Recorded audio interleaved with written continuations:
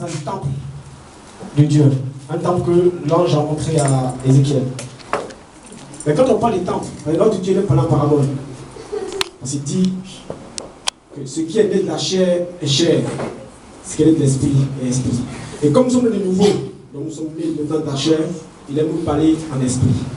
Quand il parle ici des temples, on ne parle pas des temples, on parle des maisons comme ça. Et ce temple-là sort de l'eau. Vous comprenez?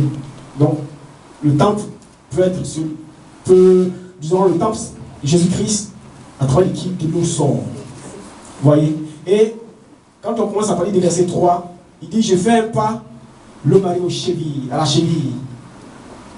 Quand il y a un puits d'eau, souvent quand on va au village, quand on veut traverser de l'eau pour aller comme au champ, au début, à la rive, l'eau t'arrive juste là. Tu regardes si c'est un peu tiède, si c'est pas chaud, si tu vas passer ou pas. Voilà, c'est pas profond. Mais à ce niveau-là, déjà, rien ne se passe. Rien ne se passe quand l'eau t'arrive à la cheville. C'est vrai, l'eau, au début, on a vu que l'eau peut couler ta vie. Mais si l'eau t'arrive à la cheville, c'est pas suffisant. Dieu fait rien avec toi. Ensuite, il fait l'autre pas. L'eau arrive chez nous. Là encore, rien ne se passe. Dieu, tu n'es pas assez profond avec Dieu. Il fait l'autre pas. L'eau arrive au rein. Ou tu es à la hanche. Ça c'est la hanche. À la taille. Là, bon, tout ça c'est ici. Mais là encore, tu peux faire demi-tour. Et tu es à moitié du chemin. Mais là encore, tu ne fais rien de toi. Et il fait maintenant un quatrième pas. Et là, on dit quoi? Il est submergé. Il est envahi par l'eau. L'eau l'a enveloppé. Et c'est là, ça ressemble maintenant au baptême. Par immersion. Il est inondé. Il est envahi par l'eau. Il est submergé par l'eau. Il est baptisé par l'eau, spirituellement. Pas le baptême physique, le baptême spirituel. Et quand il sort maintenant de l'eau, quand il est une fois rempli par l'eau, submergé par l'eau, quand il sort, alors à la rive, qu'est-ce qui se passe à la rive?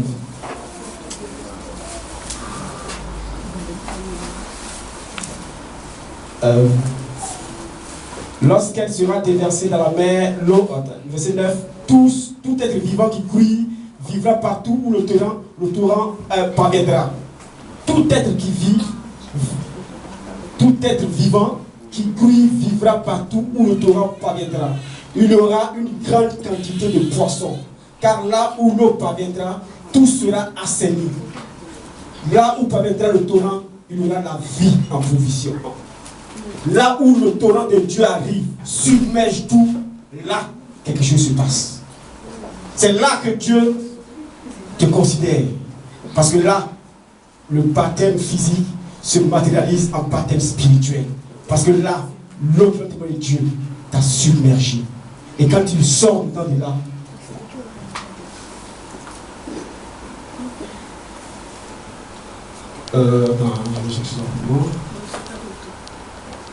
voilà, d'abord, au verset 11. Ces marais et ces étangs ne seront pas assainis. Ils seront exploités pour le sel.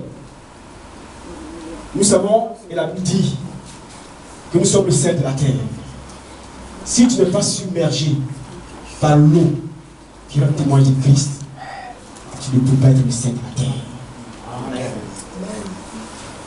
C'est quand tu seras submergé par l'eau qui va témoigner de Christ que tu seras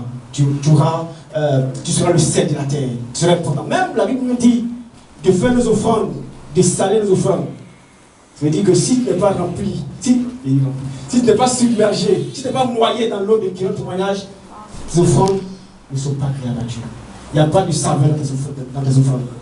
Il n'y a pas de saveur dans tes cantiques. Il n'y a pas de saveur dans ta manière de battre la batterie. Il n'y a pas de saveur dans ta manière d'adorer Dieu. Il n'y a pas de goût. C'est pas tout. Voilà, c'est pas tout. Il manque quelque chose. Le sel qui va dans témoigner, l'eau qui va dans témoignage, quand tu vas te submerger, alors tu seras agréable à Dieu. Tu auras du sel dans tes offrandes. alors tu peux savoir, tu te rendras compte que Dieu a créé des offrandes, il donne des offrandes et te bénit en retour.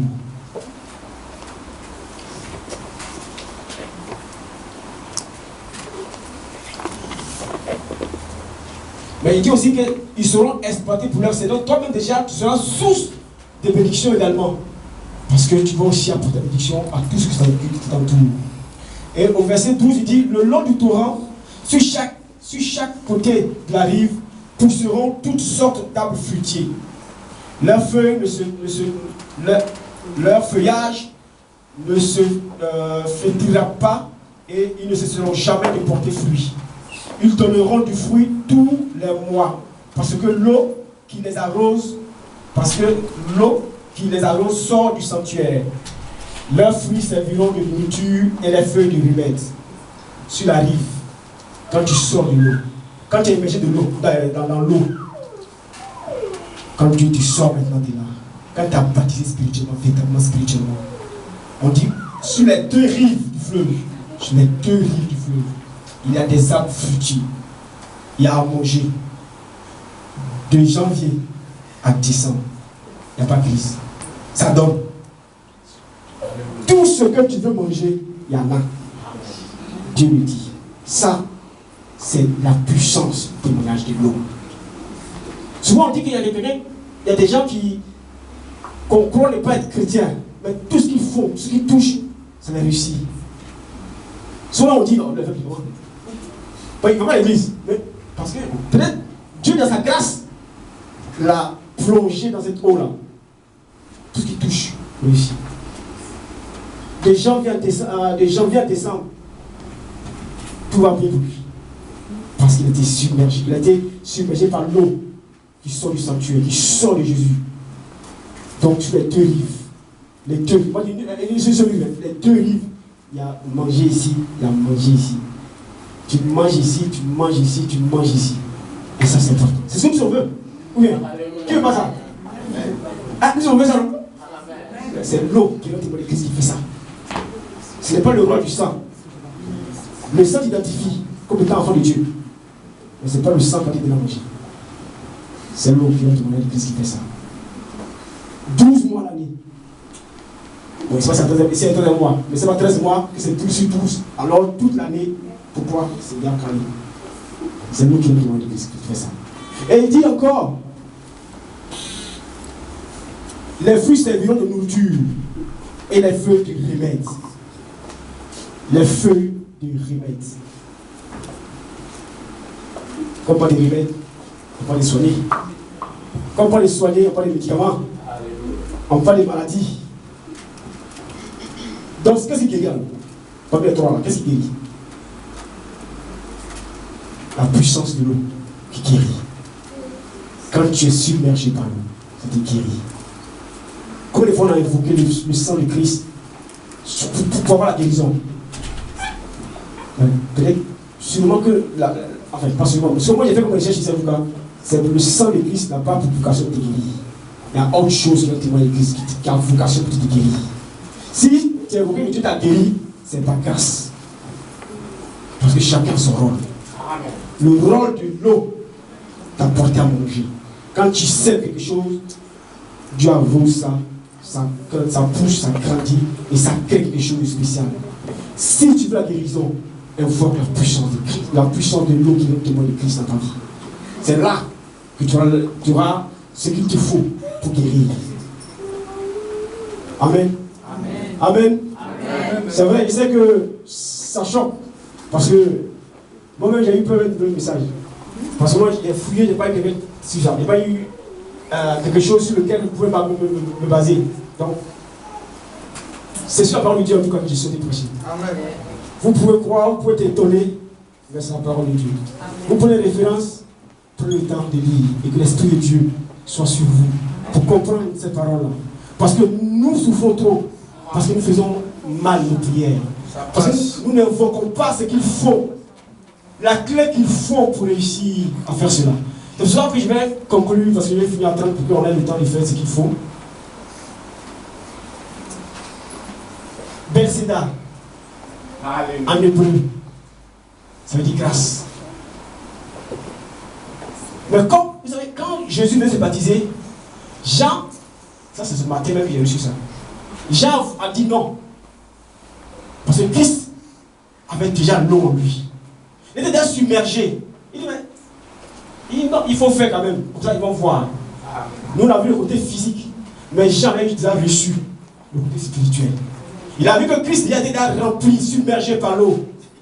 Il n'avait pas pu se baptiser. Il a dit, il faut faire. Pour que, en 2014, quand les enfants de Bethel vont recevoir ça, ça va les servir. C'est pour ça que je suis parti. Donc, Belcédar, en hébreu, ça veut dire grâce.